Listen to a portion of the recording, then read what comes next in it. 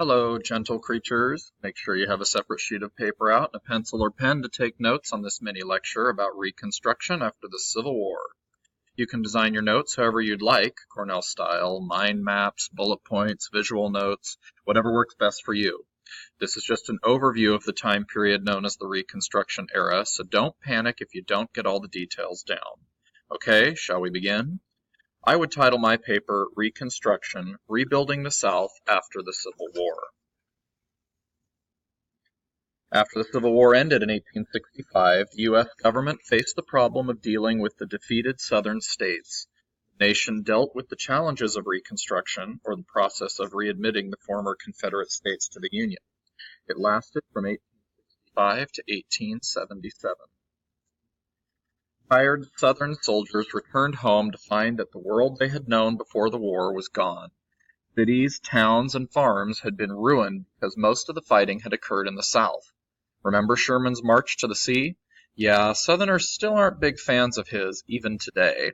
So, what should the country do now? How were they going to fix all the destruction in the South and allow Southerners back into the Union after all that fighting? Well, Lincoln had a plan. He wanted to reunite the nation as quickly and painlessly as possible. He came up with the 10% plan, which was an easy way for Southerners to return to the Union. Unfortunately, on April 14, 1865, President Lincoln was assassinated while attending a play at Ford's Theater in Washington, D.C. with his wife. A Southerner who opposed Lincoln's policies sneaked into the president's theater box and shot him in the head. After his death, his vice president, Andrew Johnson, took over as president, and Reconstruction became his responsibility. Radical Republicans in Congress did not like Johnson's plan for rebuilding the South, so they came up with their own plan, which wanted to help freed blacks the most. In this slide here, several bits of information on each of the three plans for Reconstruction. Make sure you take good notes. During the Reconstruction era, Congress passed several laws that were meant to help the newly freed African Americans. While Lincoln was still alive, he got the 13th Amendment passed, which banned slavery throughout the United States. After his death, Congress passed the Civil Rights Act of 1866, which provided African Americans the same legal rights as white Americans. Many Republicans worried about what would happen when the Southern states were readmitted into the Union. Fearing that the Civil Rights Act might be overturned, they proposed the 14th Amendment, which defines citizenship and grants equal protection under the law for all citizens. In 1869, Congress proposed the 15th Amendment, which gave African American men the right to vote. Of course, the 15th Amendment did not please everyone, however. Many women were angry because the amendment did not also grant them the right to vote. These three amendments, the 13th, 14th, and 15th, are known as the Civil War Reconstruction Amendments. Hint, hint, you're going to want to know what each of those were. In addition to the Reconstruction Amendments, Congress also created the Freedmen's Bureau to help freed people and poor Southerners recover from the Civil War. The Bureau assisted people by providing supplies and medical services, establishing schools, supervising contracts between freed people and employers, and taking care of lands abandoned or captured during the war. In 1866, elections gave the Republican Party a commanding two-thirds majority in both the House and the Senate. The majority gave the Republicans the power to override all of Andrew Johnson's vetoes for their bills. In March 1867, Congress passed the first of several Reconstruction Acts. These laws divided the South into 5 military districts. This placed Union soldiers in Southern states to enforce Congress's laws and would not allow the Southern state to be readmitted into the Union until they wrote new state constitutions that supported the 14th Amendment and gave African American men the right to vote.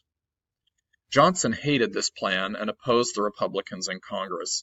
Ultimately, he was impeached, becoming the first president in U.S. history to be impeached, but by a single vote in the Senate, Johnson was not convicted.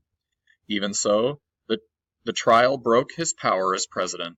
In 1868, former Union General Ulysses S. Grant was elected president. Under Grant, the Republicans were stronger than ever. African Americans were elected into state legislatures, and several joined Congress in the Senate and House of Representatives. Men like Hiram Revels and Blanche K. Bruce were some of the first African-American men elected to the U.S. Senate. Hiram Revels was selected to fill the U.S. Senate seat formerly held by Jefferson Davis, the President of the Confederacy. As more African Americans took office, resistance to Reconstruction increased among white Southerners. Democrats claimed that the Reconstruction governments were corrupt, illegal, and unjust. They also disliked having federal soldiers stationed in their states. In 1866, a group of white Southerners in Tennessee created the Ku Klux Klan. This secret society opposed civil rights, particularly the right for African Americans to vote. The Klan used violence and terror against African Americans, wearing robes and disguises to hide their identities.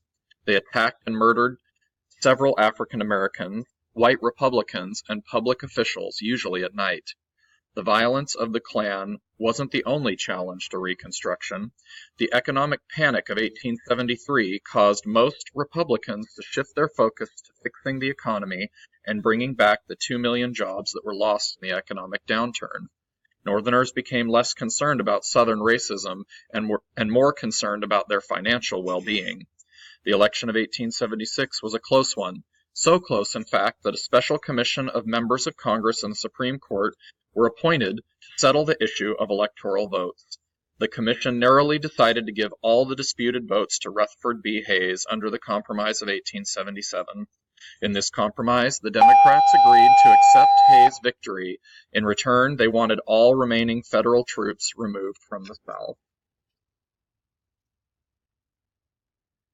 After Hayes' election, he removed the last of the federal troops from the South and officially ended Reconstruction. So what happened to all the rights of the newly freed African Americans? You guessed it, they started being denied. Gradually, the Democrats regained control of Southern state governments and quickly moved to get rid of Reconstruction reforms. Poll taxes were introduced that required people to pay before they could vote. Because Southern blacks had little money, this prevented many from voting, even though they had the right to. These Southern Democrats also introduced legal segregation, which forced separation of whites and blacks in public areas. Jim Crow laws were also passed in Southern states in the 1880s, which enforced segregation. Because African Americans had little money and options, many were forced to remain on plantations and became part of a system known as sharecropping, or sharing the crop with the white landowners. The landowners provided the land, tools, and supplies, while the sharecroppers provided the labor.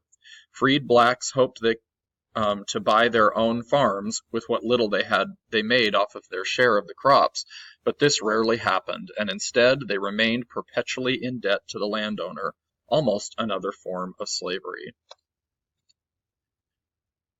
You can see here in these quick facts that you might want to get down. Hopes were raised during Reconstruction, but ultimately denied.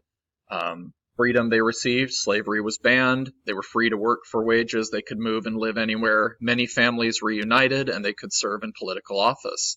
However, as soon as Reconstruction ended in 1877, their rights began to be denied. Sharecropping system was created, and a cycle of debt occurred. Ability to vote and hold office was restricted for African Americans, and white leadership regained control of Southern state governments. So, was Reconstruction a success or failure? Here are the facts. What do you think? Make sure you get these down, folks.